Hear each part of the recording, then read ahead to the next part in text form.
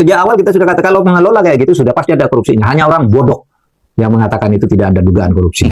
Lebih dari 8.000 SPPG sudah ditindak. Satu tadi penutupan SPPG-nya. Kemudian yang kedua, ketika ada pelanggaran hukum di sana, tentu dipersilahkan. Ketika ada dapur bermasalah, Pak Dadan selalu mengatakan masih kami berikan kesempatan meski mereka sudah bikin kesalahan. Anda bilang tadi zero tolerance, berarti enggak dong?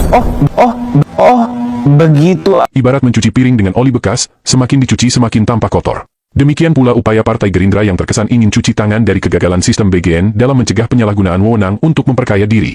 Semakin keras upaya membela diri dilakukan, semakin banyak pertanyaan publik yang muncul tentang bagaimana praktik-praktik tersebut bisa terjadi dan berlangsung tanpa terdeteksi. Dan lihatlah dari netizen sampai wartawan ikut membongkar kegagalan narasi Partai Gerindra, bahkan istana dalam membentengi diri dari carut-marut perekonomian negara saat ini, yang oleh Mahfud MD disebut dikelola secara aut-autan dan bahkan ugal-ugalan ini. Dalam penunjukan sebuah titik daripada SPG, terlepas dari siapapun yang mengajukan, itu tidak dilihat siapanya. Tapi apakah syarat dan prasyarat yang memang diperlukan itu dipenuhi atau tidak. Begitupun juga ketika SPPG tersebut sudah beroperasi. Lebih dari 8.000 SPPG sudah ditindak. Itu tidak pernah memandang SPPG ini punya si A atau punya si B. Tapi apakah SPPG ini menjalankan SOP atau tidak. Dan kalau kita berbicara concern soal daripada food safety, kami sepakat. Zero tolerance. Dan Partai Gerindra... Zero tolerance artinya nol atau tidak ada toleransi. Menurut juru bicara Partai Gerindra ini, selama ini, mereka fokus pada pengawasan MBG, dan tidak memberi toleransi pada dapur MBG yang tidak memenuhi standar operasional atau SOP dapur MBG. Bahkan juru bicara istana lainnya, menyebut melakukan penutupan hingga proses hukum pada dapur yang bermasalah. Racunan makanan atau makanan yang tidak sesuai dengan tingkat gizi, maka kan ada dua pendekatannya. Satu, tadi, penutupan SPPG-nya. Kemudian yang kedua, ketika ada pelanggaran hukum di sana, tentu dipersilahkan. Tapi benarkah selama ini ada penutupan dapur MBG yang dianggap bermasalah khususnya di tengah viralnya kasus keracunan penerima manfaat MBG yang sampai saat ini sudah mencapai puluhan ribu? Dan inilah pertanyaan host, pembawa acara yang membuat juru bicara Partai Gerindra shock, bak kena serangan stroke. Dan pertanyaan host ini bukannya asal bertanya. Ada fakta yang terungkap yang sulit terbantahkan. Dan Partai Gerindra akan selalu menggencarkan pengetatan dari pengawasan ini agar tidak ada toleransi sama sekali. Mas Leo, kan Anda yang mengatakan soal zero tolerance, yang saya ingat, mungkin orang-orang di sini juga ingat, ketika ada dapur bermasalah, Pak Dadan selalu mengatakan masih kami berikan kesempatan meski mereka sudah bikin kesalahan. Anda bilang tadi zero tolerance, berarti itu enggak dong? Tapi ada satu desakan yang kemudian disampaikan oleh Komisi 9 DPR RI yang menyebut jika ada SPPG yang kemudian menyalahi operasional bahkan mengakibatkan keracunan, itu harus ditutup permanen. Tanggapan Anda, Pak? Perlu diketahui bahwa sampai sekarang ada 26.360 satuan pelayanan pemenuhan gizi di seluruh Indonesia, termasuk yang kita lihat ini. Ini adalah kontribusi mitra. Jadi tidak ada uang serupiah pun dari pemerintah untuk membangun SPPG ini. Tidak ada uang dari negara sedikit? Tidak ada untuk membangun ini. Membangun fasilitas, menyiapkan peralatan, mengadakan peralatan, membangun IPAL, itu seluruhnya adalah mitra yang membangun. Dan oleh sebab itu kami selalu berprinsip apa yang disebut dengan continuous improvement. Jadi kalau ada mitra yang mengalami kejadian, melakukan kesalahan prosedur, kami cenderung mengingatkan dengan peringatan ke-1, peringatan ke-2, peringatan ke-3, dan mungkin permanen. Kejadian gangguan pencernaan atau yang di masyarakat bilangnya keracunan di satu SPPG tidak pernah terulang di SPPG yang sama. Tidak pernah berulang di SPPG yang sama. Cenderung SPPG yang pernah mengalami kejadian akan melakukan operasi jauh lebih baik. Menurut Dadan, selama ini, dapur MBG yang bermasalah diberi teguran, dan menurut mantan kepala BGN ini, dapur yang ditegur justru melakukan yang jauh lebih baik lagi. Ini berarti, klaim juru bicara Partai Gerindra dan kubu istana bahwa sampai saat ini sudah ada 8.000 SPPG yang dihentikan adalah klaim yang berpotensi menyesatkan publik. Ide penutupan bagi dapur bermasalah, sebagaimana slide yang ditampilkan oleh wartawan Kompas, justru bersumber dari fraksi PDI Perjuangan, Charles Honoris. Wah, ini gila. Di saat rakyat lagi susah, ekonomi lagi nggak baik, semua lembaga dipaksa efisiensi, negara justru membayar insentif kepada dapur SPPG yang ditutup karena kasus keracunan dan karena tidak layak operasi. Coba kita pakai logika sederhana. Dapur ditutup itu artinya dapur itu bermasalah. Artinya ada kelalaian. Artinya ada risiko terhadap kesehatan masyarakat. Tapi bukannya diberi sanksi tegas. Dapur-dapur ini malah tetap dibayar 6 juta per hari. Dan ini bukan hanya soal salah kebijakan. Ini sudah menjadi pemborosan uang negara yang terang-terangan. Lebih parah lagi, kebijakan ini akhirnya tidak memberikan efek jerah sama sekali. Kalau dapur yang menyebabkan keracunan tetap dibayar saat mereka bermasalah, maka di mana insentif untuk memperbaiki standar keamanan pangan? Di mana rasa tanggung jawab para pemilik dapur? Sampai Juni tahun 2026, ada sekitar 33.000 anak keracunan setelah konsumsi makanan MBG. Dan saat ini, terindikasi miliaran uang rakyat hilang masuk kantong pribadi para petinggi BGN yang sudah ditangkap jaksa. Dan di berbagai platform media manapun, kita tidak menemukan satupun kritik dari anggota DPR fraksi Gerindra. Sebaliknya, pada tanggal 13 Januari 2026, Presiden Prabowo yang tak lain adalah Ketua Dewan Pembina Partai Gerindra justru memberikan penghargaan pada Kepala BGN, Dadan Hindayana, dan wakilnya, Sony Sonjaya yang saat ini juga ikut jadi tahanan jaksa. Bahkan dalam satu kesempatan, di mata sang presiden, kasus keracunan pada anak, justru menurutnya karena kesalahan anak itu sendiri, tidak pakai sendok dan tidak cuci tangan. Hari ini memang ada yang keracunan.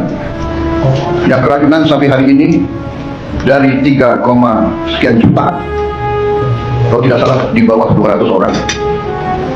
Yang nginep, yang rawat inap hanya 5 orang. Kita mengajarkan dia cuci tangan. Jadi bisa saja yang keracunan adalah hal-hal seperti itu, hal-hal sepele, tapi mendasar. Selain tadi ada yang anak-anak yang malas cuci tangan, ya kan? Tidak mau pakai sendok, ya kan? Ada juga, maaf, yang nggak biasa dengan makanan-makanan. Sebagai contoh, ada yang pertama-tamanya kalau dikasih susu, dia nggak cocok kasih susu, karena dia tidak pernah minum susu seumur hidupnya. Jadi, jika pembina Partai Gerindra ini memberikan penghargaan pada pengelola MBG dan menganggap keracunan sebagai kesalahan siswa yang tidak pakai sendok, bagaimana mungkin Gerindra klaim bahwa merekalah yang melaporkan pengawasan dan pelaporan berkala hingga Dadan Hindayana dan 2 wakilnya yang lain dicopot? Komisi 9 telah anggota terutama dari fraksi Partai Gerindra telah berkali-kali bukan hanya melakukan rapat dengar pendapat atau raker dengan Kepala BGN pada saat itu, tapi anggota-anggota Partai Gerindra itu turun langsung ke lapangan, mengecek SPPG. Berarti gagal semua kan proses pengawasan itu, Mas? Jadi begini, Bang, karena itu terjadi korupsi kan? Jadi begini, Bang Ferry, temuan-temuan itu sudah didapatkan dan memang sebagai pengawas daripada pemerintah. Gerindra yang melaporkan kejadian korupsi itu. Tentu saja kami mengingatkan kepada pemerintah dan bukan hanya dari kita level berbicara anggota legislatif, tapi juga kader-kader kami. Nah, pertanyaannya data bahwa sampai ke akar perilaku koruptif dari BGN itu berasal dari data-data pengawasan teman-teman Partai Gerindra. Jadi kalau kita share, Pak Ferry, Bang Ferry, banyak penyimpangan yang memang kita temukan. Mulai dari tata kelola penyimpangan. Ya teman-teman, kembali lagi bersama dengan saya di channel ini. Salam untuk perubahan. Teman-teman, di sebuah cuplikan video yang barusan kita saksikan tadi, tentu ini sebuah pembahasan yang cukup menarik. Ya, kita melihat masih seputaran pembahasan MBG, teman-teman. MBG sudah menjadi topik pembahasan ya berbagai pihak, dan sehingga menjadi salah satu polemik ya di tengah-tengah ya bangsa kita saat ini. Dan kita melihat masyarakat Indonesia yang mendesak pihak pemerintah pun ya agar MBG itu segera dihapuskan dan segera dihentikan. Nah, teman-teman, lalu bagaimana ya tanggapan para teman-teman dan juga ya termasuk para netizen-netizen dalam kasus ini? Karena MBG ini sudah menjadi kasus besar, teman-teman. Kita melihat bahwa kepala MBG Hindayana, Dadan Hindayana sudah resmi menjadi tersangka, dan ada beberapa orang lainnya yang masih dalam penyidikan. Dan kita berharap ya siapapun yang terlibat di dalam perbuatan tindak pidana korupsi dan bahkan menerima suap dan hal-hal apapun ya, dan kita berharap agar semua akan dibongkarkan. Nah, kita lihat bahwa Pak Mahfud MD ya dalam hal ini mengkritik keras ya bahwa tata kelola program makan bergizi gratis ini atau biasa disebut MBG ya, Pak Mahfud MD menilai bahwasannya ya MBG ini sudah amburadul ya dan terpusat yang mendesak ya penguatan dasar hukum serta menyoroti kasus korupsi pada pengelolaan program ini. Lalu kita melihat, teman-teman, ya beliau bermaksud ya menekankan perlunya ya bahwa ada transparansi ya dan perbaikan sistem agar anggaran ya dapat sasaran dan tidak rawan bocor ya. Dan kalau misalnya kita lihat, teman-teman ya, kalau kita lihat Pak Mahfud MD ini ya, dan tentu ya apa yang disampaikan oleh beliau ya mengkritik pemerintah ya, khususnya pihak-pihak yang sudah menciptakan atau mendirikan proyek MBG ini ya, bahwasanya beliau menyoroti bahwa di dalam kasus MBG itu hanya orang bodoh saja yang tidak memahami bahwa di sana ada korupsi ya. Beliau sudah mengatakan dengan tegas bahwa sudah pasti ya di dalam program MBG itu sudah pasti ada korupsinya ya, bahkan hanya orang bodoh yang tidak melihat dan yang berkata tidak ada. Ya, bayangkan ya, seorang profesor aja teman-teman ya sudah meyakinin betul ya bahwa ada korupsi. Ya, ini pernyataan beliau sebelum ya kepala MBG-nya ditetapkan sebagai tersangka pada saat itu, teman-teman. Nah, yang dimaksudkan ya, yang dimaksud oleh Pak Mahfud MD dalam kritikan ya terhadap MBG, teman-teman ya, salah satu poin yang disoroti adalah layanan dasar hukum ya dan tata kelola. Yang dimaksudkan ya oleh Pak Mahfud MD ini menyoroti ya ketidakjelasan tata kelola program ini dan minimnya payung hukum yang kuat seperti Perpres atau PPP atau PP yang membuat program ini sulit ya dipertanggungjawabkan secara hukum ya dan secara administrasi. Nah, dikatakan bahwa sentralisasi ya dan birokrasi berlebihan, sistem yang terlalu ya berpusat ya dinilai menciptakan banyak sekali rantai perantaran yang berpotensi memotong anggaran ya sebelum sampai ke tangan rakyat langsung. Nah, jadi beliau sudah mengetahui, teman-teman, bahwasanya bakal ini yang akan terjadi di dalam seputaran proyek MBG ini ya. Beliau sudah mengetahui bahwasanya banyak sekali ya rantai-rantai perantaran sehingga ya dana-dana yang dialokasikan seharusnya ya bulat-bulat diterima oleh rakyat, tetapi karena banyak rantai perantaran tadi yang dimaksud oleh Pak Mahfud MD sehingga ya tinggal sedikit ya sampai kepada rakyat ya, banyak potongan ya jadinya. Nah, artinya di dalam hal itu saja sudah ada penyalahgunaan dana. Dalam hal ini saja sudah ya kita lihat bahwa ada korupsi dalam hal ini. Nah, usulan ya desentralisasi ini ia menyarankan bahwa agar pengelolaan dapur dan pelaksanaan program ya diserahkan langsung ke tingkat desa melalui koperasi ya lokal agar kualitas lebih terkontrol dan ekonomi desa ikut bergerak. Nah, kita mengerti bahwa